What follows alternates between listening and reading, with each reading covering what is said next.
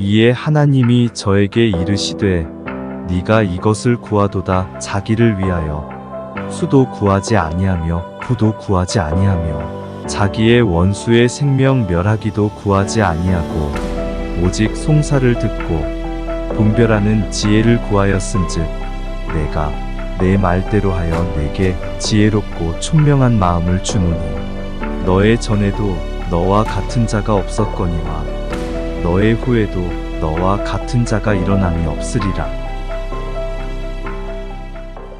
감사합니다. 오늘도 하나님께서 저희들에게 함께 하셔서 정말 솔로몬 왕에게 하나님께서 주셨던 그 삶의 지혜를, 하늘로부터 받은 그 지혜를 오늘 우리 여기에 모인 모든 사람들 한 사람 한 사람에게 하나님께서 그 지혜를 부어넣어 주셔서 저희들이 저희의 생각과 의욕만 갖고 하는 것이 아니라 하나님 주시는 그 말씀과 지혜와 그 능력으로 함께 할 수 있는 그런 귀한 사람들과 시간이 될 수 있도록 아버지께서 함께 해주시고 능력으로 함께 해주시고 믿사오며 모든 말씀 예수 그리스도 이름으로 감사하며 기도했습니다.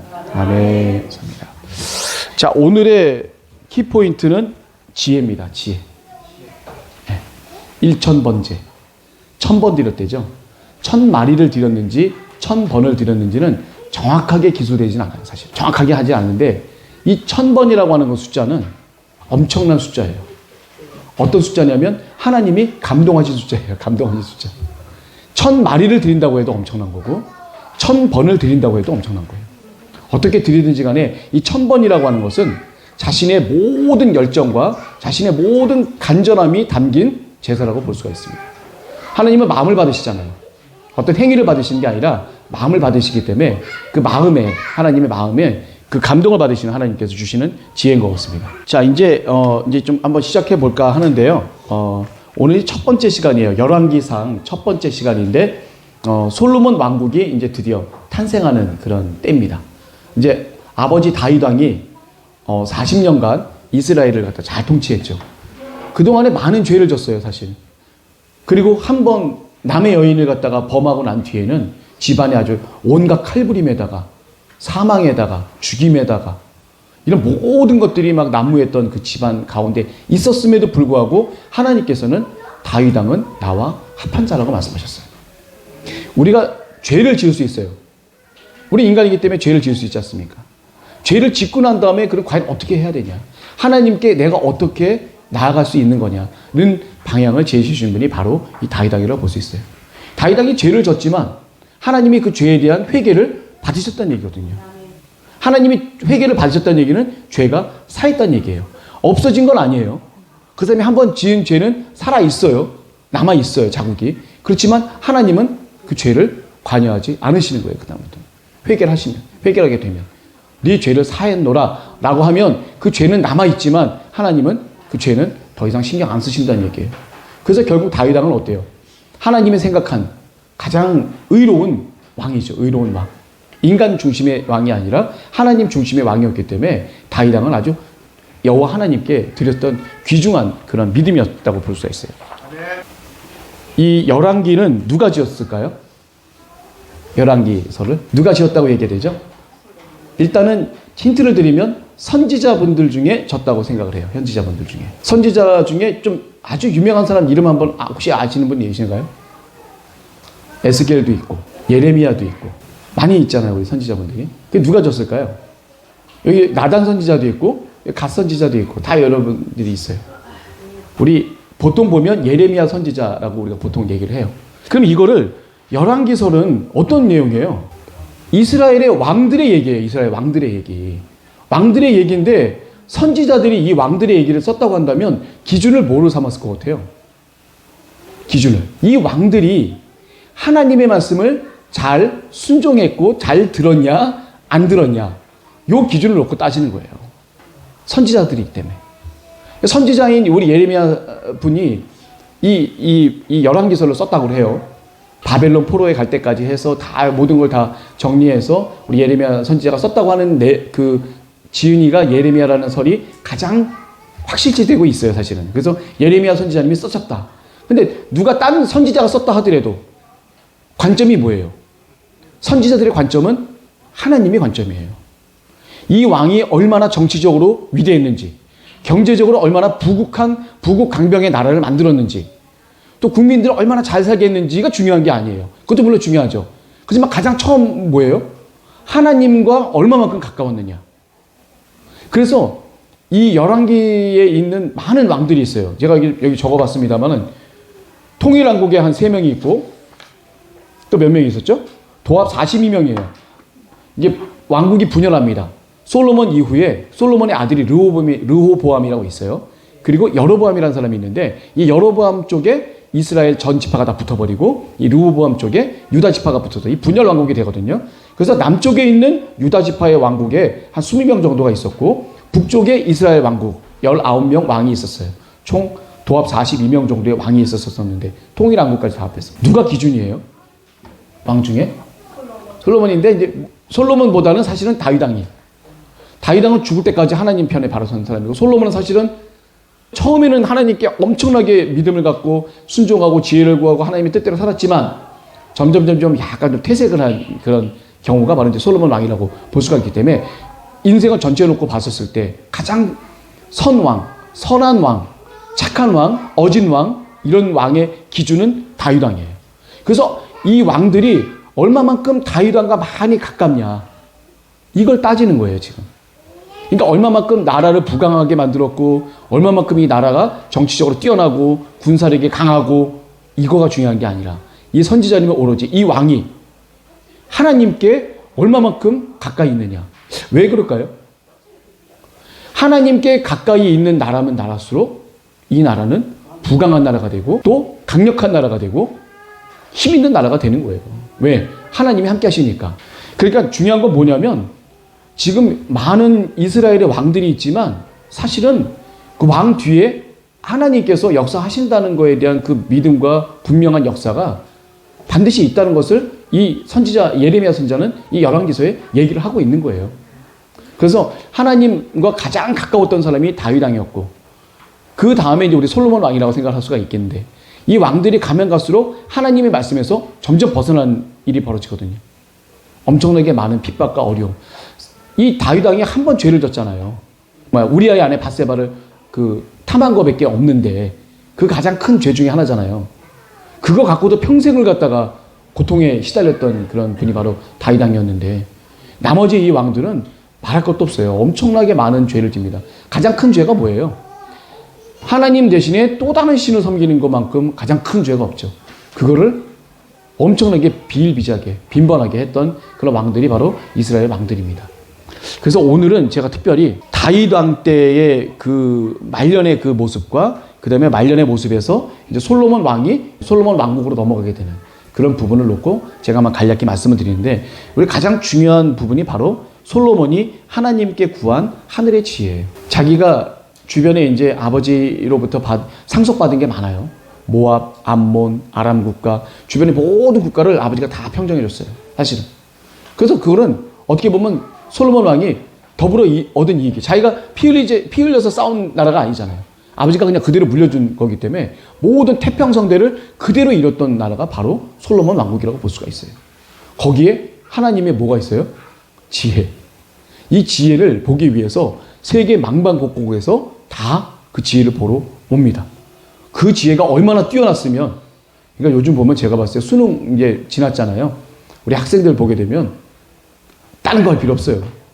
하나님께 열심히 구해서 하늘로부터 있는 그 지혜를 간절히 구해서 한다면 내가 좀 공부를 하더라도 더 잘 이해가 되고 더 잘 외워지고 더 잘 어려운 문제를 갖다 잘 풀 수 있는 그런 지혜가 우리 학생들에게도 있는데 사람이 어때요? 자신의 어떤 힘과 자신의 능력과 자신의 의지가 먼저 앞설 수밖에 없는 그런 상황이 되겠죠.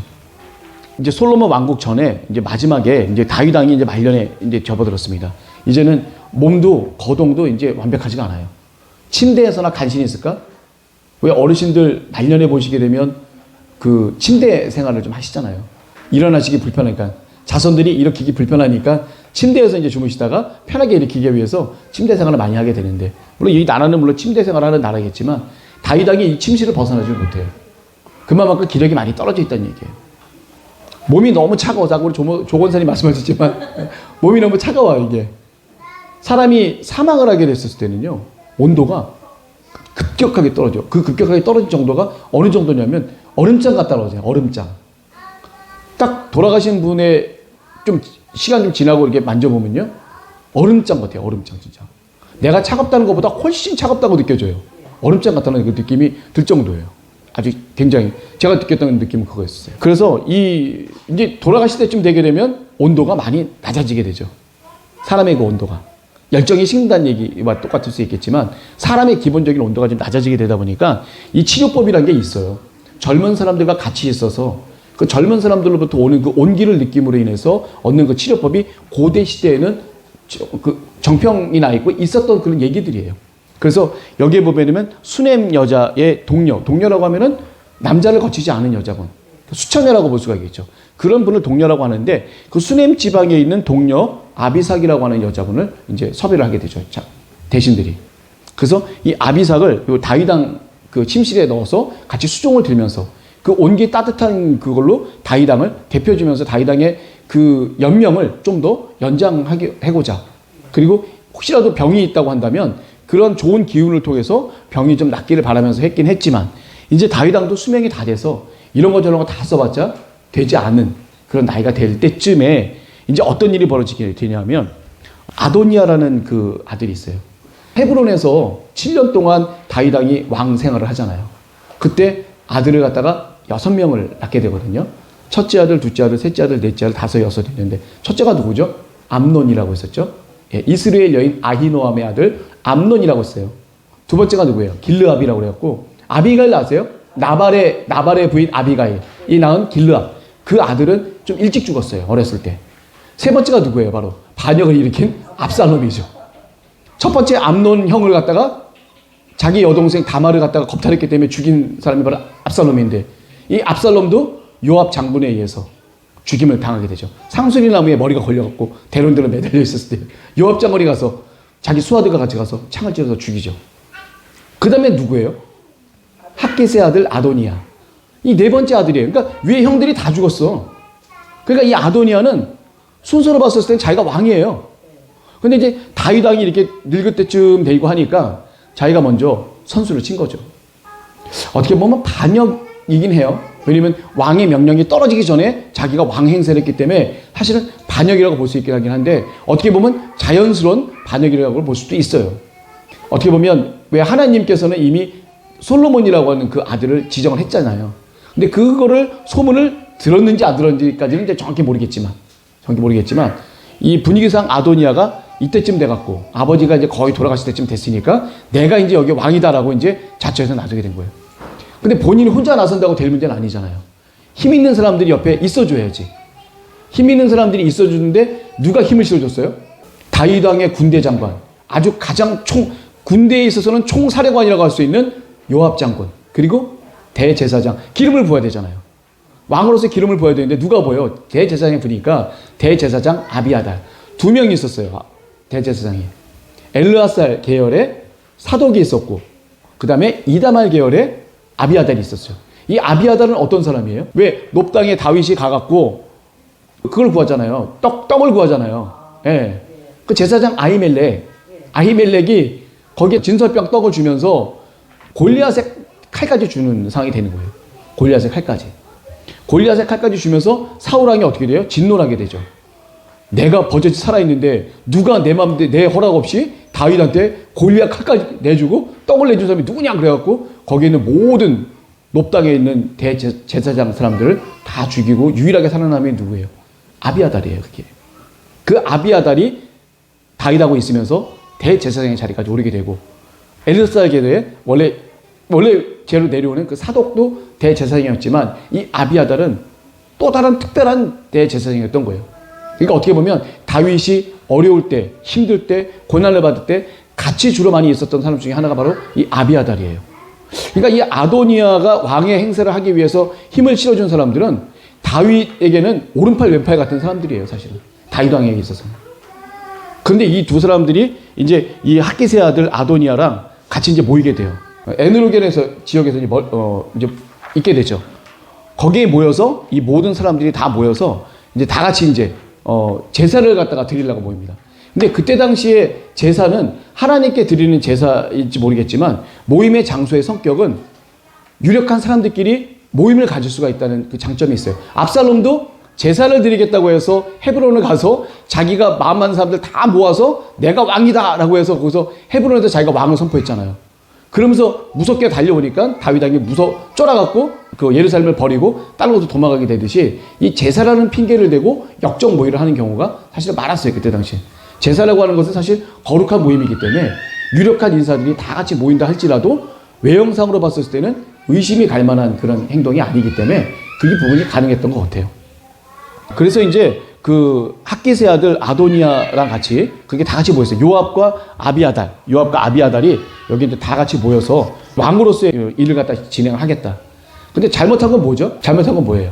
다윗 왕을 뒷방 노인네로 만든 거예요. 다윗 왕을 팽시킨 거예요. 왕을 물려줄 수 있는 권한은 다윗 왕에게 있는데 다윗 왕을 빼놓고 자기네들이 마음대로 왕을 했다? 그건 안 되는 거예요, 절대로. 근데 이때 괜찮았던 게 뭐냐면요. 백성들이 동요하지 않았어요. 백성들이. 압살롬 시대 때는 어땠어요? 백성들이 압살롬에게 그 마음이 다 뺏겨서 전부 다 압살롬에게 탁 붙는 그런 분위기였었는데 지금 이 아도니아 분위기 때는 이 백성들이 철저하게 기다리고 있었어요. 그때 혼났잖아요. 3일의 온역. 건축을 나서 이스라엘 백성들이 많이 혼났죠. 그래서 질서의 하나님을 온전히 깨닫게 된 그런 상황이 된 거예요. 그래서 이제는 함부로 자기네들이 누가 왕이다 그랬을 때 역적모의를 함부로 하는 것이 아니라 왕이 하나님께서 기름 부은 다윗 왕이 이렇게 왕으로서 뭔가 명령을 내리기 전까지는 그 백성들이 함부로 움직이지 않았다는 거예요. 자, 이렇게 일어나다 보니까 급한 게 누구예요? 한마디로 얘기하면 이 아도니아라는 사람한테 초청을 받지 못한 사람들이 위험한 사람이 된 거예요. 초청을 받았으면 그쪽 사람 편인데 초청을 안 받았으면 어떻게 되는 거예요? 반대편 사람이 되는 거예요. 반대편 사람 중에 대표적인 누가 여기 있어요? 여기 선지자 나단. 우리 다윗 왕에게 밧세바를 범한 사람은 당신입니다라고 막 그냥 죄를 외쳤던 사람이 바로 이 나단 선지자. 그리고 제사장 사독이 있어요. 그리고 또 한 사람 누구 있죠? 12장관 브나야가 있었죠.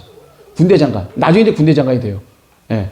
왕 옆에서 그렛과 블렛 사람들과 용병이죠. 외국인 용병들을 갖고 왕 옆에서 시위대를 형성했던 시위대장이 바로 왕을 갖다가 보호하는 사람이 한번 경호원들이라고 보면 되죠. 경호대장이에요. 경호대장. 그래서 이 분하야, 요 세 사람이 있었었는데 이 나단 선지자는 알아요. 하나님께서 나단 선지자를 통해서 분명히 여디디아라고 하는 솔로몬, 그 솔로몬을 하나님께서 왕으로 세우셔서 그 왕을 통해서 하나님의 성전도 짓게 하고 내가 받겠다. 그리고 내 아들을 삼겠다라고 하나님께서 분명히 예언을 하셨기 때문에 이 나단 선지자는 알아요. 다윗도 알고 그 다윗도 이 사실을 밧세바에게 얘기를 했기 때문에 밧세바도 다 알고 있습니다. 그래서 나단 선지자가 얼른 밧세바를 찾아가요. 지금 아도니아가 지금 왕이라고 외치고 있는데 지금 이 상황이 어떤 상황이냐. 큰일 난다. 아도니아가 만약에 왕이 됐었을 때 이 솔로몬과 당신과 여기 있는 모든 사람들은 다 위험에 처할 수밖에 없다. 빨리 다윗에게 가서 이 모든 사실을 알려야 된다. 아무것도 모르는, 그러니까 침실에만 있잖아요, 다윗 왕이. 밖에 나가서 이제 정치를 해야 되고 백성들을 다스려야 되는데 못 다스려요. 지금 힘이 없어갖고. 이 모든 사실을 안 나단이 자기가 직접 가지 못하고 먼저 누굴 보내요? 밧세바를 먼저 보내요. 왜냐면 솔로몬의 어머니잖아요. 그리고 이 모든 상황을 알고 있었던 사람이 밧세바였기 때문에 나단이 더군다나 왕의 침실이고 그 침실은 지금 아비삭이라는 여인이 지금 다윗을 돌보고 있는 그 가운데 갑자기 남자인 나단이 들어가서 딱 얘기하는 것 자체가 되게 좀 거북스러울 수도 있어요. 그래서 편하게 누구한테? 부인인 밧세바한테 그걸 부탁을 해요. 밧세바가 가서 얘기를 하죠. 지금 아도니아가 지금 왕으로서 행세를 하고 있는데 이게 분명히 이게 어떤 일이 이렇게 벌어지겠습니까? 이게 말이 안 되는 상황이 아닙니까? 우리 아들 솔로몬과 나는 지금 위험에 처해 있게 돼 있습니다. 라고 얘기를 하니까 어떻게 돼요? 다윗 왕이 깜짝 놀라서. 그리고 그 다음에 또 나단이 들어가요. 나단 선지자가 들어가서 나한테 분명히 그 솔로몬이라고 하나님께서 분명히 말씀하셨는데 나 말고 아도니아를 갖다가 왕께서 세우셨습니까? 라고 이게 물어봐요. 이렇게 거짓으로 이렇게. 잘못된 물음이죠, 사실은. 자기는 다 알고 있으면서 다윗 놀래라고 하는 얘기예요. 다윗이 놀래라고. 지금 아도니아가 지금 왕으로 지금 행세하고 있는데 당신이 지금 모르고 있는 거냐? 라고 이제 얘기를 하는 거예요, 다윗한테. 다윗이 깜짝 놀라죠. 그래서 누굴 불러요? 바로 선지자 나단과 그 다음에 그 대제사장 사독 그리고 시위대장 브나야를 불러요. 그래서 솔로몬을 어떻게 돼요? 다윗 왕이 갖고 있는 그 노새에다가 태워서 그걸 보내게 됩니다. 그래서 어디로 보내죠? 기혼으로 보내죠. 그러니까 이 에느로겔은 예루살렘 바로 옆에 붙어 있는 게 에누로겔, 기혼 다 예루살렘 근처에 있어요. 다 셈 근처거든요. 그러다 이 에누로겔 여기서 그 아도니아가 왕이라고 선포를 하는 게 바로 에누로겔이고, 그 바로 근처에 그 기혼이라고 하는 그 지역에 이 그 솔로몬이 왕이라고 외치게 되는 그런 상황이 있는 그 지역이 바로 기혼이라죠. 기혼이라는 그 지역입니다. 기혼. 예. 솔로몬을 다윗의 노새에 태워서 기혼으로 내려가서 기름을 갖다 붓죠. 나단 선지자가. 그리고 했더니 모든 백성들이 다 기혼으로 모여서 솔로몬 왕 망세를 외치는 그 소리가 엄청나게 소리가 크고 어느 정도면 땅이 갈라질 정도로 소리가 컸다라고 이렇게 이 열왕기서를 지은 분이 그렇게 표현을 갖다 했어요. 그랬더니 어떻게 돼요? 그 근처에 있던 에누럭에서 지금 내가 왕이라고 해서 막 주변 사람들 같이 맛있게 먹고 뭔가 먹을 걸 잘 먹고 있는 사람 중에 아도니아하고 요압과 누구죠? 아비아달, 요 세 사람이 놀란 거예요. 특히 요압이 놀래갖고 도대체 이게 무슨 일이냐 했더니 누가 들어와요? 아비아달의 아들 요나단. 그 다음에 제사장이 두 명이 있잖아요. 사독이라는 대제사장이 있고 아비아달 두 제사장인데 요 각각의 제사장들의 아들들이 심부름꾼 일을 했었어요. 다윗이 힘들었을 때, 다윗이 피난 갔었을 때 그 두 아들들이 좋은 일들을 많이 했어요. 소식을 전하는. 근데 이제 사독은 이제 다윗 쪽에 있고 이 아도니아 쪽에는 아비아달 대제사장이 있으니까 이 아비아달 대제사장의 아들 요나단이 그 소식을 전하러 들어와요. 그래서 뭐라고 얘기를 해요? 지금 솔로몬이 다윗 왕의 노새를 타고 와서 지금 기혼에서 지금 기름 부음을 받고 이스라엘의 왕이 됐습니다. 라고 얘기를 하면서 모든 백성들이 지금 그것을 갖다 칭송하고 크게 축하해주는 그 소리가 바로 지금 들리고 있는데, 지금 여러분들이 들었던 그 소리가 바로 그 소리입니다. 라고 얘기를 해주는 거예요. 그러니까 지금 어떻게 된 거예요? 아도니아하고 요압하고 아비아달 이 세 사람은 한순간에 쫄아버린 거예요. 자기네들이 왕이라고 생각해서 했었던 거를 이제는 아예 다윗 왕이 솔로몬에게 왕위를 부어 넣어주고 그 모든 백성들이 다 모여서 즉위식을 갖게 되다 보니까 다 쫄아서 다 각각 도망가는데 이 아도니아가 어디로 도망가게 돼요? 성소로 도망가요. 성소로 도망가서 그 번제단의 뿔을 딱 잡으면, 옛날에 그 도피성 아세요? 도피성? 살인한 사람들이 얼른 숨어버리는 성이 바로 도피성이잖아요. 일단 살인을 저지르면 도피성에 숨어갖고 제단의 뿔만 잡으면 일단 죽이지 않아요. 재판을 거치고 난 다음에 시시비비를 가리고 일단 하거든요. 그러니까 그런 그 이스라엘의 그런 습관들이 있다 보니까 자기의 죽임이 몰렸을 때 사실은 이 사람은 누구 죽인 것도 아니에요. 해당되는 것도 아닌데 일단 무조건 성소로 도망가서 주의 전에 장막으로 도망가서 번제단에 있는 뿔을 갖다 무조건 딱 잡은 거예요. 잡아다가 죽일 수도 있었지만 일단 솔로몬은 직접 죽이진 않아요. 너에게 앞으로 반역의 모습이 보이게 된다고 한다면 그때는 내가 진짜 죽일 거고, 그렇지 않고 너가 선하게만 잘 살아간다 한다면 내가 용서를 해주겠다 라고 얘기를 하죠. 그리고 나서 아도니아를 갖다 이제 살려주게 됩니다. 다윗 왕의 네 번째 아들 아도니아, 좀 기억해 주세요. 아도니아. 이 아도니아는 다윗 왕의 네 번째 아들이면서 압살롬처럼 강력하게 반란을 저지르진 않았지만 자기 이제 때가 와서 자기 나름대로 아버지를 무시하고 스스로 이스라엘의 왕이 되려고 했던 일종의 그것도 반란이라고 볼 수 있어요. 반란은 반란이죠. 그래서 이 반란을 일으켰던 이 아도니아도 이제는 어떻게 돼요?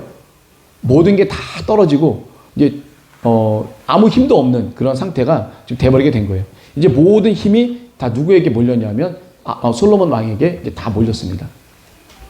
이제 이스라엘 왕국은 다윗 왕에서부터 시작해서 솔로몬 왕으로 넘어갔어요.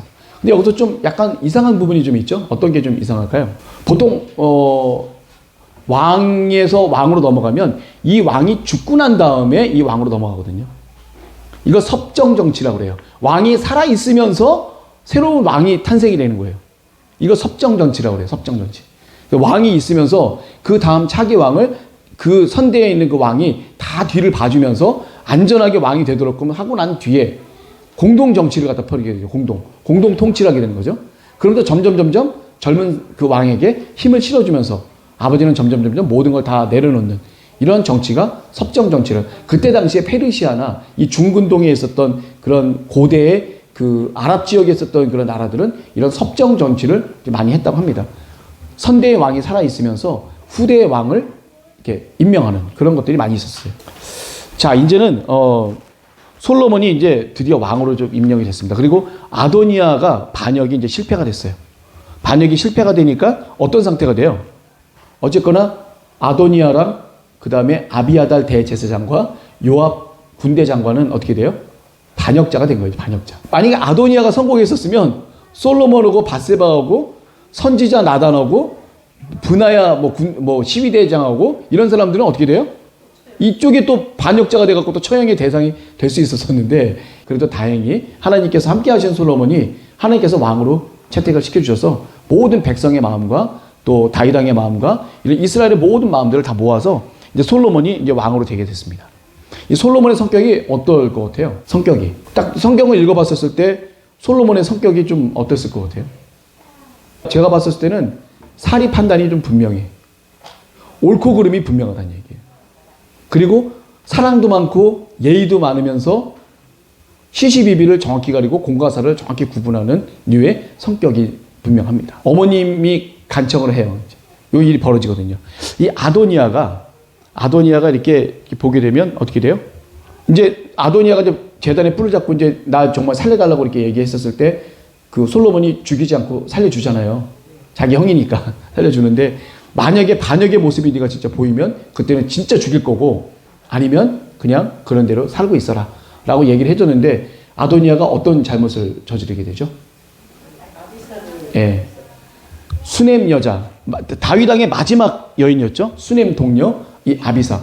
이 수넴 지방이 어딘 줄 아세요? 수넴 지방이 저 북쪽 지방이에요. 근데 수넴이 또 다른 지금 현재의 말로는 뭐냐면 술렘이래요. 술렘. 그래서 어떻게 보게 되면 이게 확실하진 않지만 이런 설도 있어요. 아가서에 나오는 술람미 여인이 이 수넴 여인 아비삭이라는 얘기도 사실은 있는데 근거는 전혀 없어요. 사실은. 그래서 정확하지 않은데 이 수넴과 술렘, 술람미 같은 원조의 그 말이기 때문에 이 술람미 그다음에 수넴 이런 지역은 미인이 많대요. 저희 나라 보면 왜 대구에 미인이 많다고 하잖아요. 보통 평범하게 얘기를 할 때. 그 많은 것처럼 어떤 지방에 미인이 많은 이 이스라엘 지역에서는 이 수넴 지방에 아리따고 예쁘신 분들이 많았었대요. 그 아름다운 여인 중에 한 분이 고른 게 바로 아비삭이에요. 그 중에 아주 최고의 여인을 골랐겠죠. 대신들이 골랐을 때 거의 미스 이스라엘 정도 되는 사람을 뽑았겠지. 그냥 동네 여인 아무나 처녀 아무나 데리고 오진 않았을 거 아니에요. 그도 그 왕을 갖다 모시는 여인인데 함부로 하진 않았겠죠. 이게 아비삭이 굉장한 미인이었어요. 그래서 어떻게 보면 아가소의 술람미 여인이 이 아비삭이었을지도 모른다고 연관이 될 정도로 어떻게 보면 솔로몬이 결혼한 여인 아니에요. 술람미 여인. 되게 그 아름다운 여인이었었는데 요 여인일 수도 있다는데 근데 근거는 없어요. 정확하지 않기 때문에 그럴 정도로 이제 수넴 지방이 미인이 많다는 걸 제가 말씀드리고 싶은 거죠.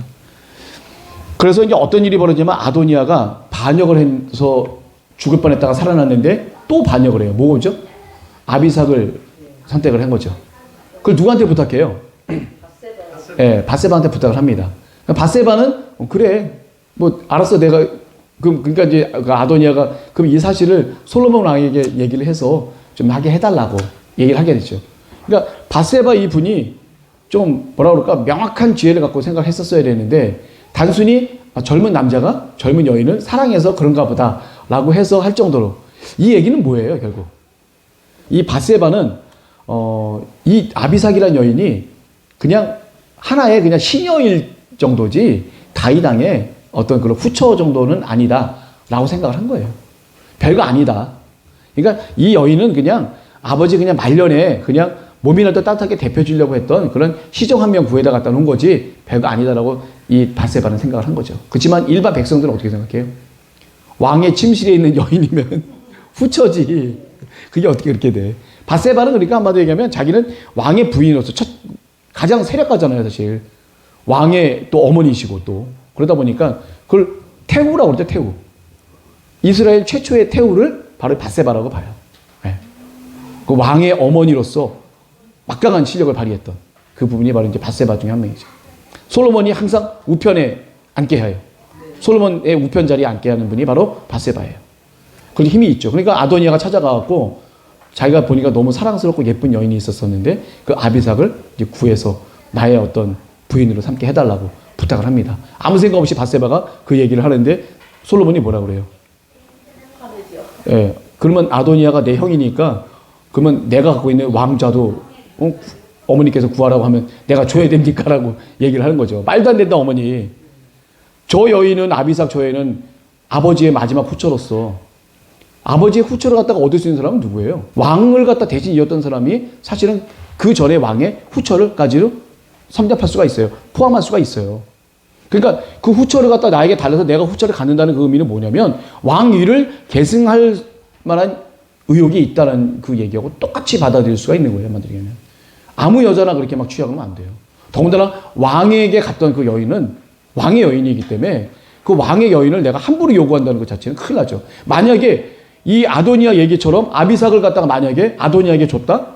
그러면 아도니아에게 있었던 정치적인 세력들, 아비아달과 또 옆에 있던 장군 요압은 또 다른 힘을 얻게 되는 거예요. 별거 아닌 것 같지만 그 전 아버지 선왕의 후처를 갖다 내가 얻었다는 그 얘기에 대한 그 정치적인 그런 파문은 굉장히 클 수가 있어요. 그러니까 바세바가 잘못 파악을 한 거죠.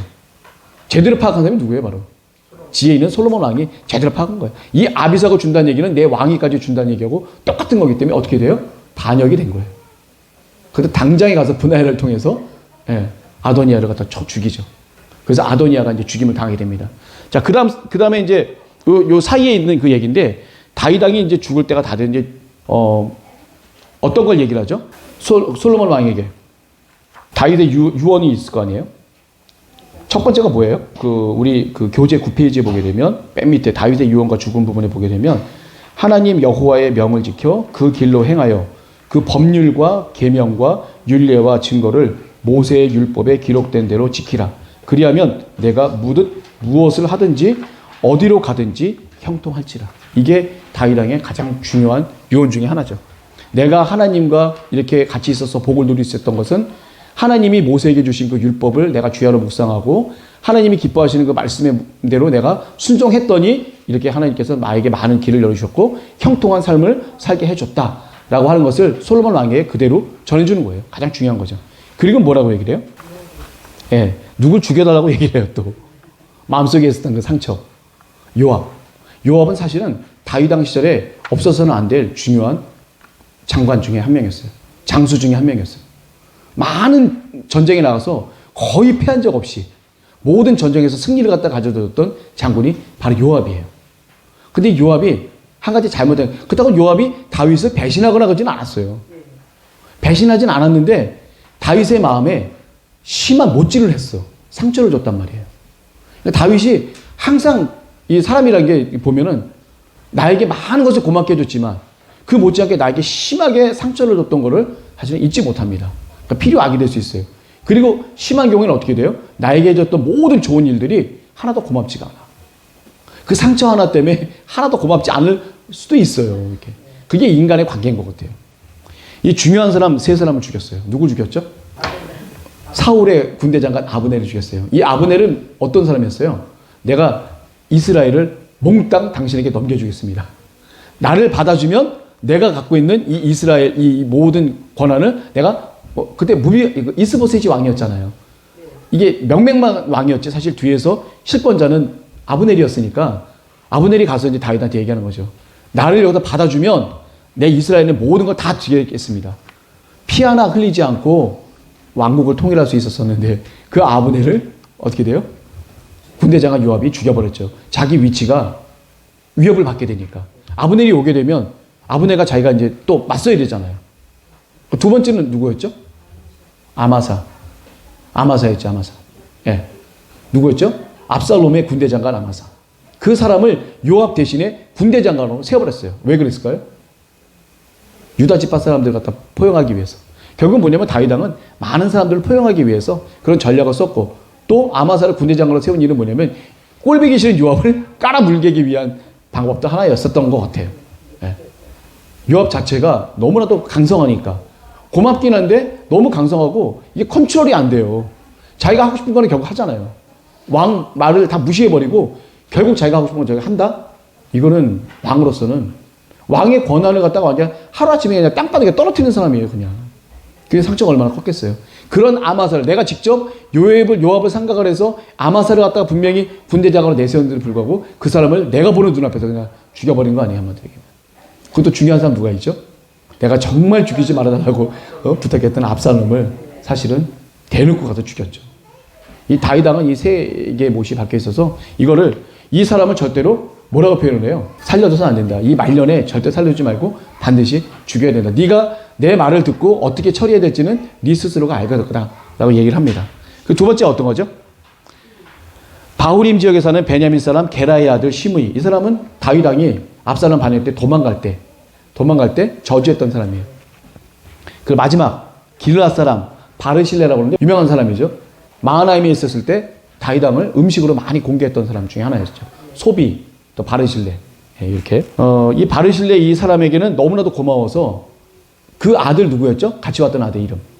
김함이라고 했죠. 김함. 그래서 이제 이런 다윗이 죽으면서 유언을 남기는데 요런 사람은 이렇게 해줘라 라고 이렇게 하면서 결국 눈을 감게 되죠. 그래서 하나님이 제일 사랑했던 정말 하나님과 합했던 그 다윗 왕은 정말 죽음을 맞이하게 되고 열조의 길로 들어가게 된 거죠.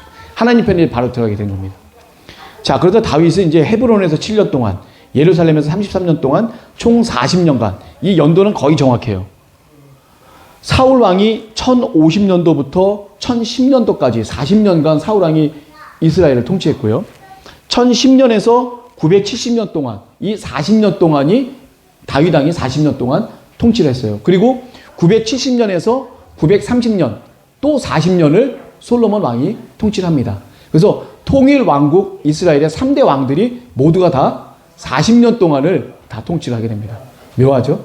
40년 동안 통치를 하게 되고, 그 다음에 연도는 1050, 1010, 970 이렇게 시작을 하게 됩니다. 40년간. 40년의 축복이네요. 예, 하여튼 이 왕들이 누린 연수가, 왕들이 보면 가장 많은 연수를 보게 되면 40년이 많아요. 이스라엘의 최대 악한 왕이 누구죠? 예? 아합도 있지만 그 유명한 사람 중에 하나가 있죠. 그 히스기야가 왜 삶을 더 구하잖아요. 하나님 앞에 삶을 구했을 때 그때 나왔던 왕 므낫세라는 왕이 있어요. 그 왕도 40년 동안 아주 폭정을 해요. 폭정. 그 이후에 그 전도 그 후도 그만큼 악행이 없을 정도로 이 히스기야의 그 아들 므낫세 왕이 40년 동안, 이제 나중에 배우게 됩니다. 이제 40년 동안 최악의 그 왕으로 한번 되게 되죠. 이 최악이라고 하는 것은 하나님 보시는 기준보다는 인간이 보는 아주 잔악하다고 봐야 되겠죠. 잔악하다고. 여로보암은 하나님 보시기 안 좋은 우상 숭배를 너무 많이 했던 대표적인 왕인데 여로보암 왕이고 이스라엘의 1대 왕이죠. 북이스라엘에. 그래서 이제 그렇게 보통 40년 이 개념이 많은 것 같아요. 자, 그래서 이제 다윗도 죽게 되고, 자, 이제 아비아달 대제사장이 어떻게 되냐면 박탈당합니다. 왜 박탈당해요? 아도니아의 반역에 섰기 때문에 당연히 이거는 박탈당. 원래 죽였었어야 되는데 내가 죽이지 않고 살려주는 건 뭐냐면 아버지 어려울 때 그래도 같이 어려움을 같이 했던 사람이기 때문에 죽이진 않겠다.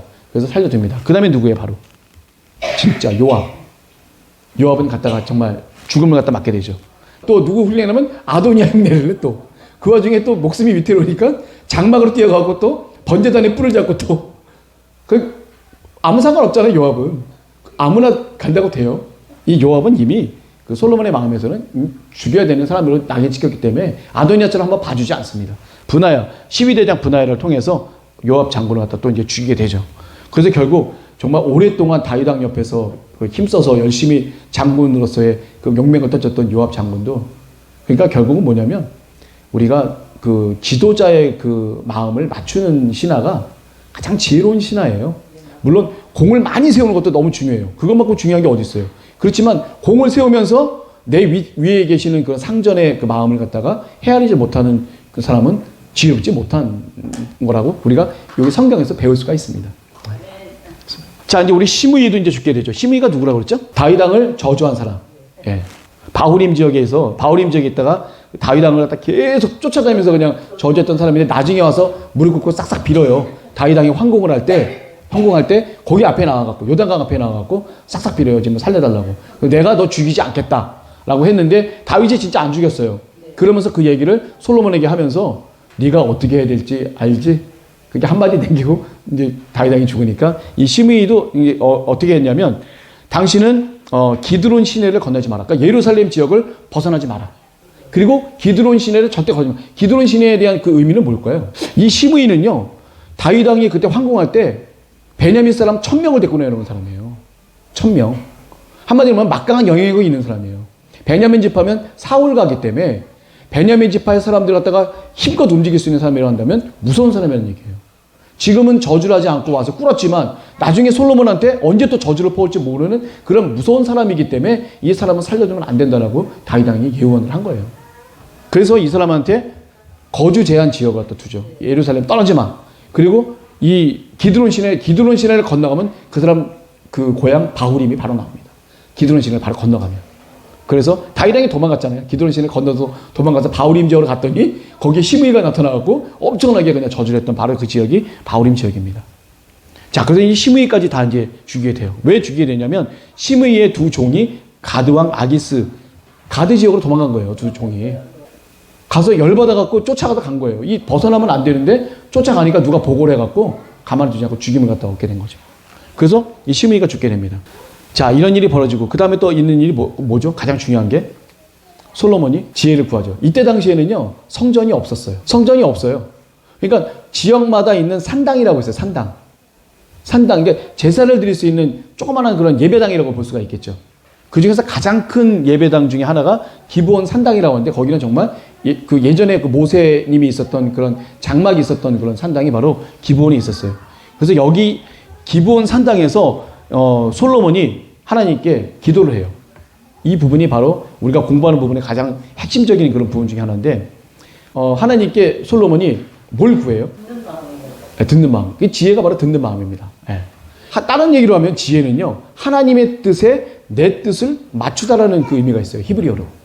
하나님의 뜻이 있는데 내 뜻을 하나님 뜻에 맞춘다. 이게 성경에서 말하는 지혜라고 볼 수가 있어요. 하나님의 뜻을 내 뜻에 맞추는 게 아니라 내가 가지고 있는 이 뜻을 하나님의 뜻에 맞춘다는 얘기예요. 그리고 다른 말로 하면 우리는 순종이라고 얘기를 하거든요. 순종이라고. 다시 말해서 순종은 뭐예요? 내가 하고 싶은 거를 하는 게 순종이 아니라 내가 정말 하기 싫지만 정말 진짜 이것만큼은 하면 안 되는 거지만 하나님이 나에게 원하시는 거라고 한다면 내가 기꺼운 마음으로 그걸 하는 게 바로 그게 순종이거든요. 순종은 할 수 없을 때 하는 게 순종이에요. 할 수 있을 때 하는 게 순종이 아니에요.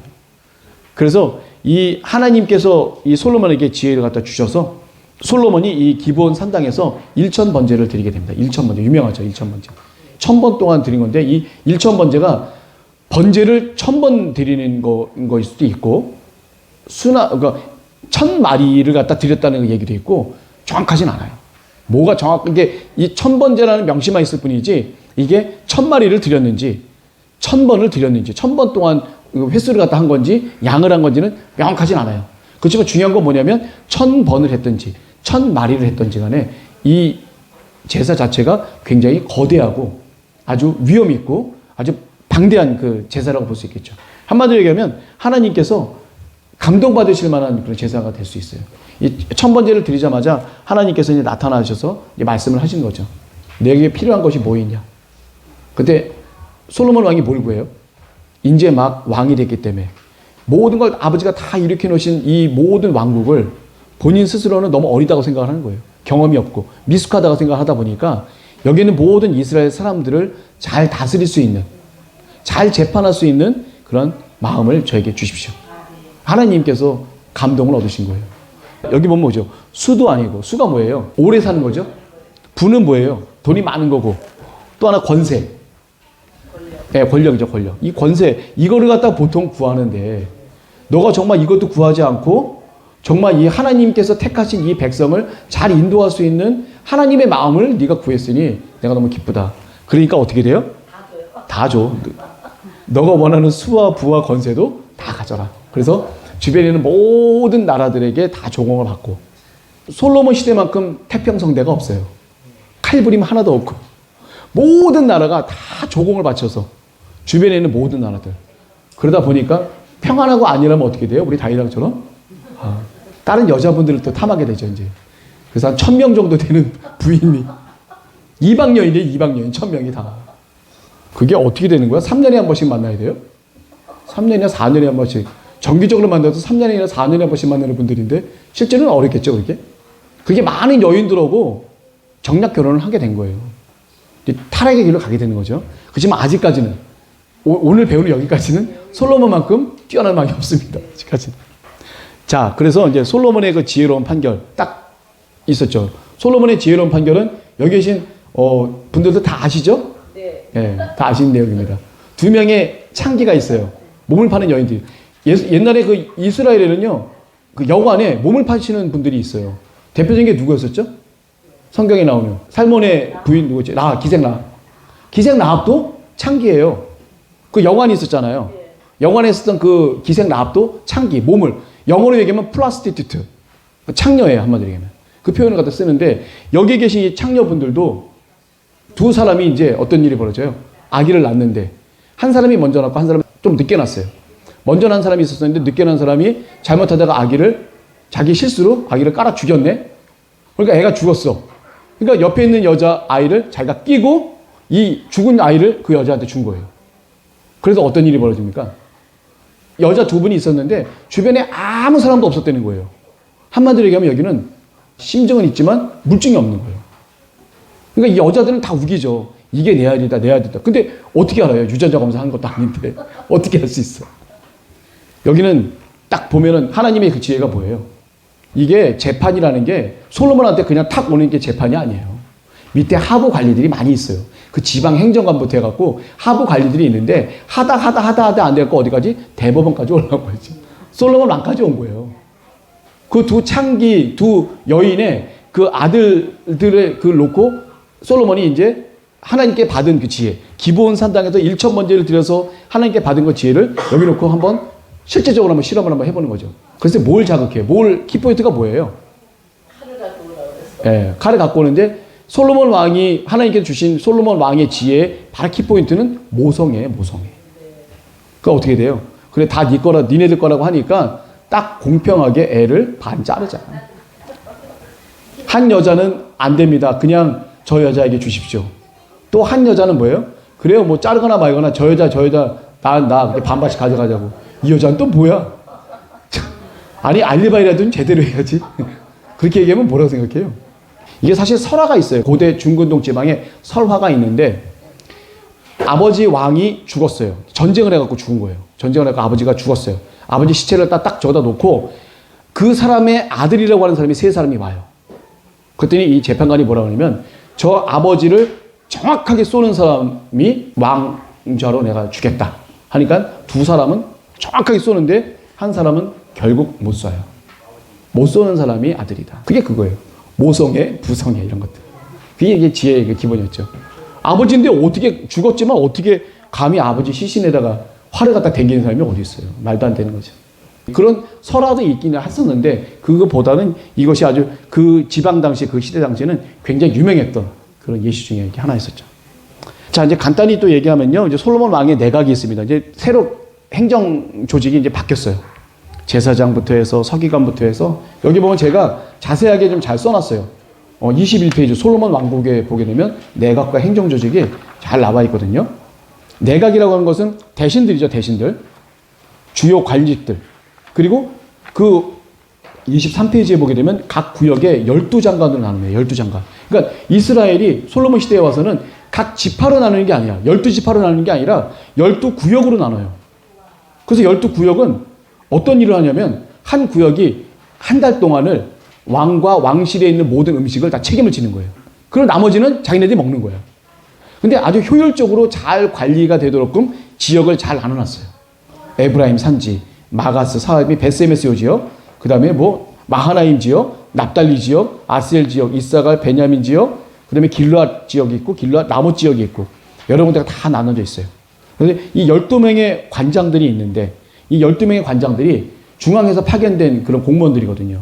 그러니까 한마디로 하면 자기가 맡은 그 지역을 최대한대로 열심히 잘해서 좋은 농산물을 잘 가꿀 수 있도록끔 최대한대로 잘 하도록끔 조직을 짰어요. 그리고 실질적으로 왜 빈부의 격차가 있잖아요. 지파마다. 어느 지파는 좀 잘 살고 어느 지파는 좀 못 살고 그 빈부의 격차를 많이 줄이게 된 그런 상황이 돼서 이 12장관의 그 명단은 되게 유명한 그 조직이라고 볼 수가 있겠죠. 그래서 원래 그 지파별로 나눴던 그런 부분들이 이렇게 좀 나눠졌어요. 이렇게. 그래서 경제적으로, 정치적으로, 사회적으로 이런 개념으로 이렇게 나눠졌어요. 솔로몬 왕의 이때 당시에는 굉장히 많은 그런 부를 축적할 수 있었고 이 나라 자체가 굉장히 잘 살게 된 빈부의 격차가 좀 많이 좀 줄어들게 되고 전체적으로 많이 잘 살게 되는 그러한 걸로 돼 있어요. 이게 모든 게 다 하나님께 받은 지혜로 이 모든 것들이 다 이루어졌다고 저는 생각이 됩니다. 자, 그래서 솔로몬의 그 지혜에 대한 그런 부분들을 한번 이렇게 볼게요. 마지막으로만 보고요. 25페이지 괄호 5번 한번 볼게요. 하나님이 솔로몬에게 지혜와 총명을 심히 많이 주시고 또 넓은 마음을 주시되 바닷가의 모래같이 하시니, 이거는 엄청나게 많은 그런 지혜의 그 양이라고 볼 수가 있겠죠. 그 솔로몬의 지혜가 동양의 모든 사람의 지혜. 동양이라고 하는 것은 아라비아 지역 사람들 얘기하는 거예요. 그때 당시에는. 그러니까 이스라엘의 동편에 있는 사람을 동양 지역 사람이라고 그러고, 그 다음에 애굽의 모든 지혜. 애굽이라고 하면은 천문학이나 이런 수학 이런 것들이 엄청 발달해 있죠. 이런 모든 것들보다도 훨씬 더 뛰어난 머리를 가진 사람이 바로 솔로몬이었고, 그리고 그때 당시에 문학이나 예술적으로 가장 뛰어났던 사람, 에단과 마홀, 또 헤만과 갈골, 다르다, 이런 사람들 있잖아요. 에단과 헤만, 갈골, 다르다, 이 네 명이 있는데, 이 네 명이 그때 당시에 굉장히 문학적으로 아주 뛰어난 사람이었는데, 이런 사람들보다도 훨씬 더 뛰어난 사람들, 이게 있었습니다. 솔로몬 왕이 지은 잠언이 이제 3,000개 정도 된대요. 여기 뒤에 맨 마지막에 나와있죠. 잠언을 3,000개를 지었고 노래가 1,005개인데, 이게 현재 우리에게 전해지고 있는 건 뭐예요? 잠언서. 이 전체 3,000개 되는 잠언 중에서 3분의 1 정도가 수록이 되어 있는 게 바로 우리 잠언서예요. 성경에 보면 잠언서, 지혜의 글이라고 하잖아요. 이 지혜의 글은 바로 하나님으로부터 받은 그 지혜에 대한 그걸 응답을 받고 썼던 글이 바로 이 잠언이기 때문에, 이 잠언의 말씀은 매일매일 주야로 묵상해도 부족함이 없는 아주 굉장히 아주 고급진 말씀들이 많이 있죠. 네. 우리 목사님 많이 쓰시는 게 뭐죠? 잠언 16장 9절인가? 16장 9절인가요? 내가 마음으로 계획할지라도 나의 발걸음을 인도하시는 분은 바로 여호와 하나님이시다. 이 말씀도 잠언서에 있는 말씀이에요. 잠언서가 되게 중요한 말씀이기 때문에 잠언서는 뭐 누가 가르쳐주기 전에라도 잠언서의 말씀을 읽으면 세상에서 우리가 하나님의 말씀을, 규례를 버리지 않고 잘할 수 있는 그 말씀이죠. 자, 그리고 이제 솔로몬의 지혜는 소문을 들은 바대로 천하에 있는 모든 왕 중에서 그 지혜를 들으러 많이 오게 되죠. 누가 대표적인 사람이 누가 있죠? 나중에 우리 알게 되는데 시바 여왕. 예, 시바 여왕이 와서 또 다시 한번 솔로몬의 지혜를 한번 보고 싶어서. 솔로몬의 지혜가 너무 유명해. 세계 주변에 모든 각국에 있는 모든 왕들과 유명한 사람들이 다 솔로몬의 지혜를 보기 위해서 다 방문을 하게 된 거예요. 솔로몬 자체도 외국 사람들을 갖다가 다 방문할 수 있도록 친화적인 정책을 썼어요. 누구든지 와서 방문해서 이스라엘에 와서 다 문화를 갖다가 다 볼 수 있게. 그리고 그때 와서 많이 선물을 갖고 왔던 그 금이나 은이나 노시나 이런 것들은 다 어떻게 돼요? 성전 건축에 이제 많이 좀 들어가게, 다 하나님께 드려요. 하나님께 드려서 그 모든 것들이 다 성전 건축으로 들어가도록 다 쓰임게 됐습니다. 자, 오늘 이렇게 솔로몬 왕국이 이제 탄생하는 부분이에요. 하나님께 정말 솔로몬 왕이 됐었을 때 하나님께 정말 구했던 게 뭐냐면, 하나님이 택한 이 백성들을 정말 잘 인도할 수 있을 만한 하늘의 지혜를 나에게 주십시오.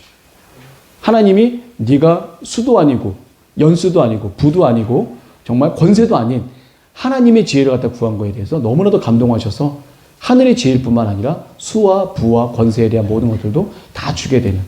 이게 뭐냐면, 우리가 목사님이 하시는 말씀이 있잖아요. 우리가 영이 먼저면 그 다음에 육에 필요한 그 모든 것들은 하나님께서 다 필요한 때에 알아서 다 채워주신다. 우리가 하나님과의 영적인 관계, 나와 하나님과의 영적인 관계가 정확히만 되고 하나님의 기쁘신 마음을 갖다 드릴 수 있다고 한다면, 내가 물질적으로 필요한 것, 이런 모든 것들은 하나님께서 부족함 없이 채워주신다는 것을 우리가 이 솔로몬의 얘기를 듣고, 솔로몬 왕의 얘기를 듣고 우리가 분명히 알 수 있습니다. 우리가 부를 먼저 구하지 마세요. 우리가 사는 연수를 먼저 구하지 마시고, 나의 어떤 힘과 권력을 먼저 구하지 마시고, 내가 하나님께 기쁨을 드릴 수 있는 지혜를 먼저 구할 수 있는 우리 교회의 우리 식구들이 됐으면 고맙겠습니다. 자, 우리 열왕기상 1편 마치도록 하겠습니다. 네, 감사합니다.